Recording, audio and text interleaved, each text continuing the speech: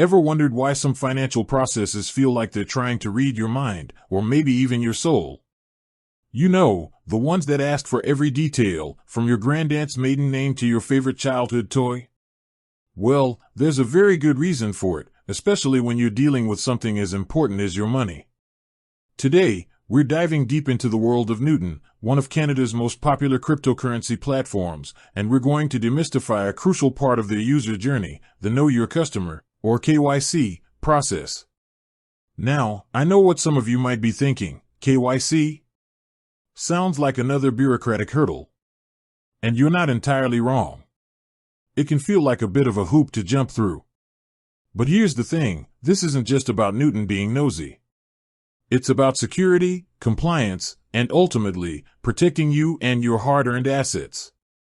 In the wild west of cryptocurrency, where anonymity sometimes reigns supreme, these processes act as the sheriffs in town, ensuring a safer and more legitimate environment for everyone. Think about it. The financial world, especially when it deals with large sums of money or rapidly fluctuating assets like crypto, is a prime target for illicit activities. Money laundering, terrorist financing, fraud, these are very real threats that financial institutions, including crypto exchanges, are legally obligated to combat. Without robust KYC procedures, platforms could inadvertently become conduits for illegal operations, which would not only tarnish their reputation but also put their users at significant risk.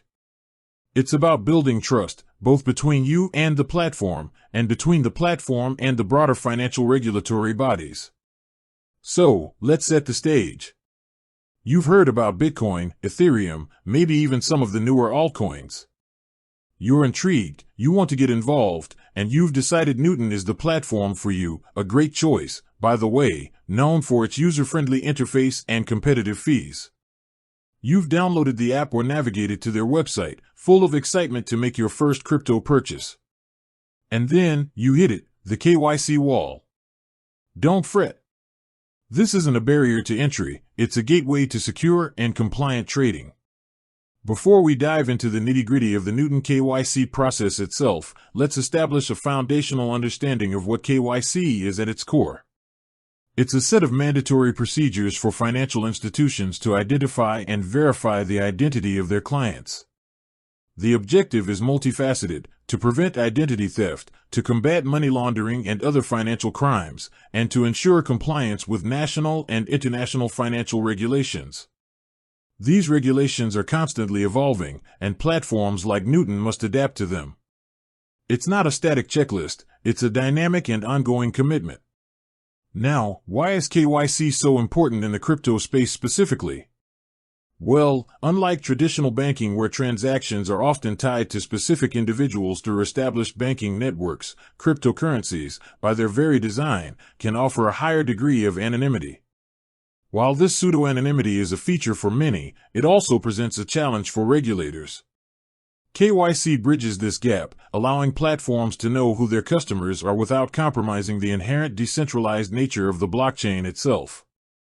It's a balance, a necessary compromise to bring crypto into the mainstream financial ecosystem and make it accessible to a wider audience without inviting illicit actors. Okay, enough with the preamble. Let's get to what you came here for, the Newton KYC process. What does it entail, step by step? How can you make it as smooth and painless as possible?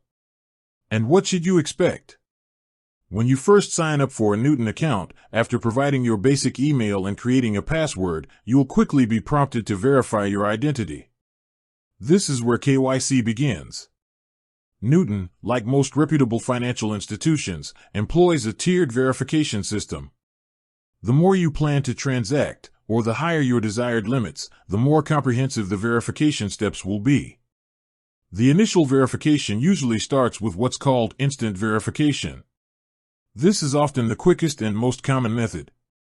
Newton partners with third-party identity verification services that can securely access public databases to cross-reference the information you provide.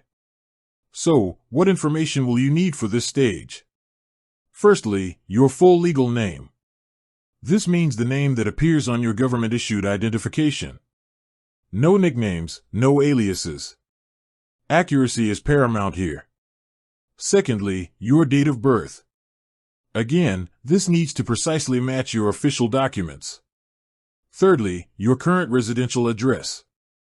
This is critical for regulatory compliance, as financial services are often licensed to operate within specific jurisdictions. Make sure this address is up to date and matches any recent utility bills or official correspondence. And fourthly, your social insurance number, SIN, if you are in Canada.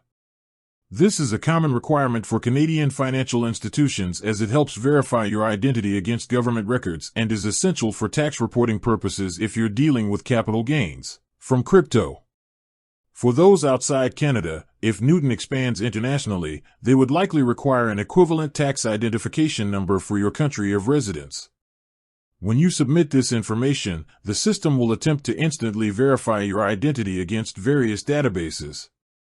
For the vast majority of users, this process is seamless and takes mere seconds.